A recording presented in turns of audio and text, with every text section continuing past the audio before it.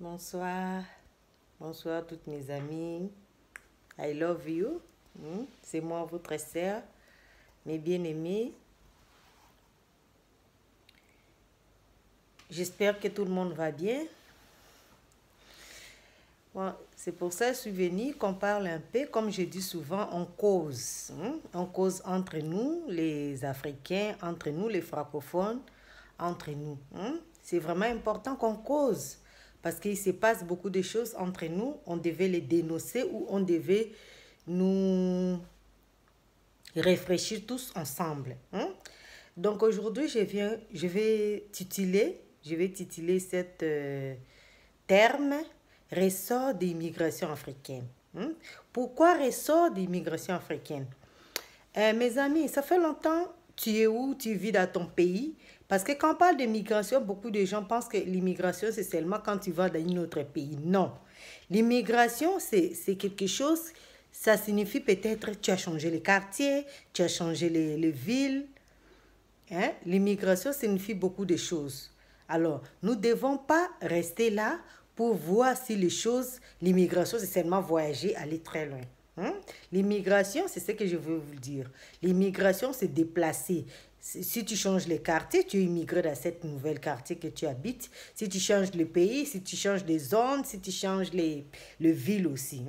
Alors, je vais parler d'immigration. Pourquoi immigration aujourd'hui? Parce qu'on a dit les immigrants africains, ils foutent la merde.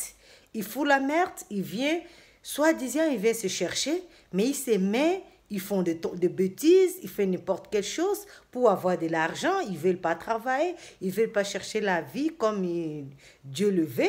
Ils font des choses qui n'est pas normales. Alors, qu'est-ce que vous voyez de ce terme? Mes frères, je sais que beaucoup d'entre nous ne vont pas aimer, mais c'est la vérité. C'est la vérité. Pourquoi c'est la vérité? Il y a beaucoup de gens, quand ils sont sortis de chez eux, ils sont venus ici, leur objectif, c'était bien au début. Ils ont sorti, ils ont dit, bon, allez, je vais aller me chercher, je vais aller chercher la vie de mes enfants, de ma femme, de mes familles, pour aider ma famille de sortir de cette misère ou de cette pauvreté. Alors, beaucoup, ils sont venus avec une très bonne objectif. Mais enfin, ils ont changé l'objectif. Ils ont changé l'objectif. Qu'est-ce que je veux dire? Ça veut dire que tu arrives dans un pays, tu trouves qu'ici, il y a beaucoup de fêtes. Tu trouves qu'ici, c'est la mode. Tu trouves qu'ici, c'est les perruques naturelles. Tu trouves qu'ici, c'est les chirurgies.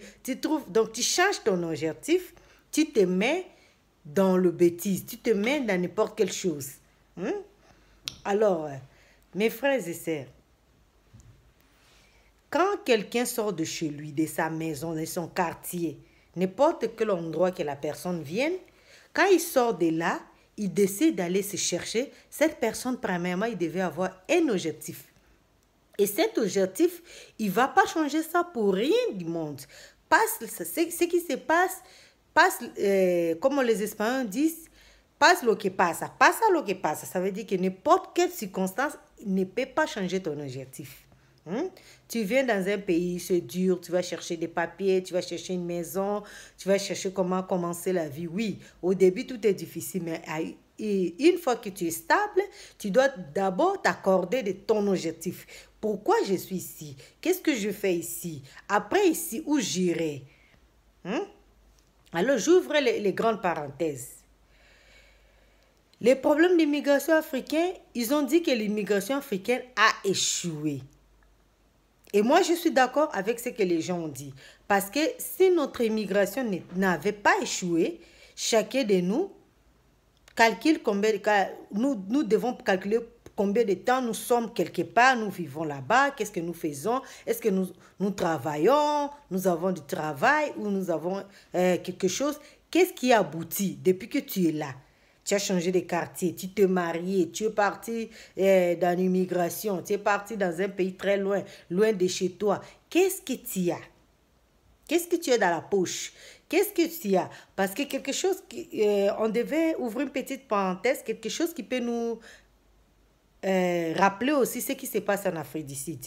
Beaucoup de nos frères et sœurs sont en Afrique du Sud, ils étaient partis aussi se chercher.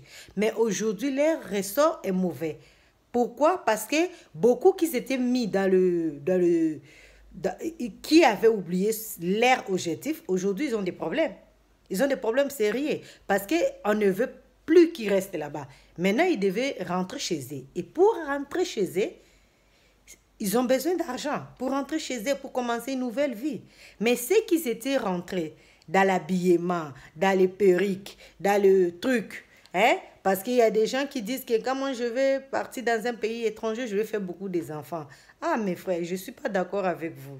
En vérité, je ne suis pas d'accord avec vous. Hein, c'est une grande parenthèse que je veux ouvrir. Tu ne peux pas aller en immigration et avoir 5, 6 enfants. Ce n'est pas possible, ce n'est pas bien. Si nous allons faire ça, on a fait ça avec une grande erreur. On ne peut pas immigrer avec les enfants, beaucoup des enfants. Tu peux faire beaucoup des enfants chez toi, dans ton pays. Mais quand tu vas dans un pays quelconque, tu ne devais pas faire beaucoup des enfants. Pourquoi? Parce que tu dois travailler. Et ces enfants-là, ils ont besoin de toi. Tu vas leur donner des éducations. Tu dois être avec eux. Tu vas les accompagner. Comment tu vas compatir la vie de 6 enfants, 5 enfants ou 4 enfants en même temps avec le travail, avec l'emploi du temps, avec ta vie propre? C'est trop. Je donne un exemple.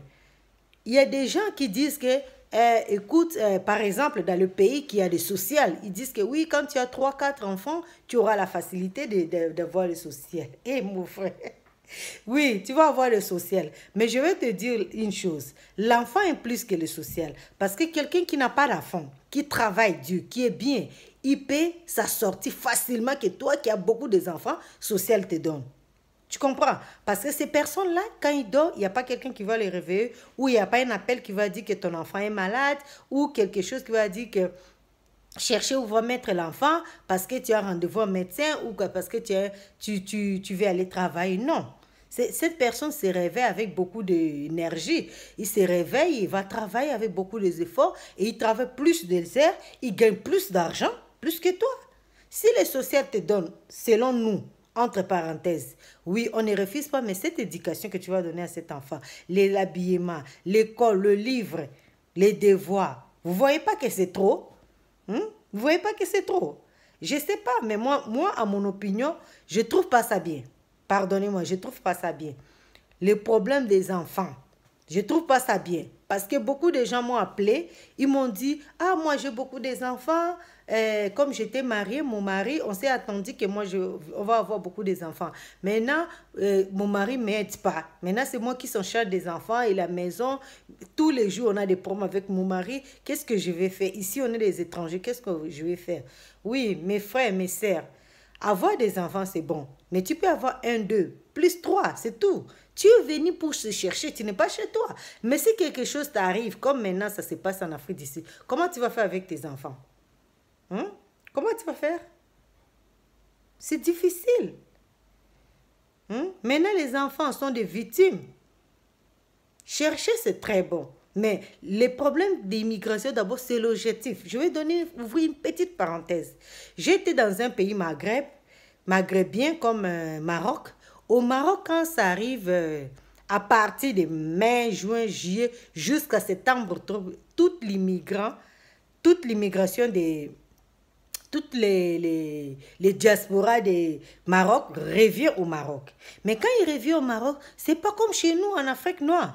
Quand il revient, c'est pas parce qu'il va faire des tapages avec des voitures. Non. Quand il revient, tu vas voir qu'il a monté un étage d'escalier, comment on appelle ça? Un étage de sa maison. Tu vas voir que sa famille est contente, il a réformé la maison. Tu vas voir qu'elle est avec sa famille. Tu ne vas pas les voir dans la rue, faire des tapages, montrer les habits des marques et tout ça. Au Maroc, il n'y en a pas ça. Et même le gouvernement avait mis sa main dessus. Parce que le gouvernement trouvait que les choses étaient tellement sérieuses. Le gouvernement a descendu les taxes des diasporas. Pourquoi? Parce qu'ils ont vu que les diasporas sont sérieux. Ils font rentrer l'argent, ils aident la famille. Alors, ils ne devaient pas l'abandonner. Ils devaient les soutenir. Mais toi, est-ce que tu fais les mêmes comme les Marocains? Parce qu'on a dit que nous sommes ici pour le fête. Nous sommes ici pour les grandes marques. Nous sommes ici pour beaucoup de choses qui n'étaient pas notre objectif dès le début. Je sais qu'on a eu beaucoup de déceptions dans la famille, on a eu beaucoup de problèmes qui ont abouti qu'aujourd'hui, tu ne veux rien savoir de ton pays ou tu ne veux rien savoir. Mais je veux seulement que Tu réfléchis un peu. Si quelque chose t'arrive, où tu es, pour revenir chez toi, comment tu vas aller? C'est une question. Tu vas aller comme tu es? Tu vas amener toutes les habits de marque?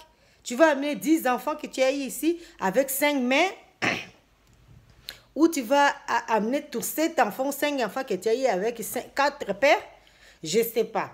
Mes frères, on devait se réfléchir parce que l'immigration africaine, c'est un grand problème pour l'Afrique.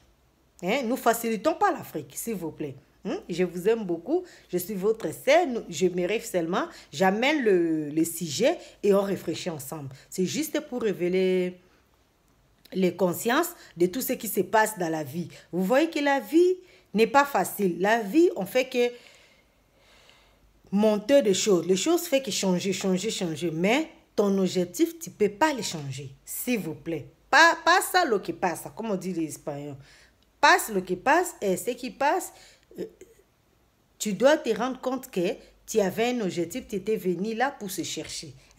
Je vous aime beaucoup. Bonne soirée. I love you. À la prochaine. Bye. Love you.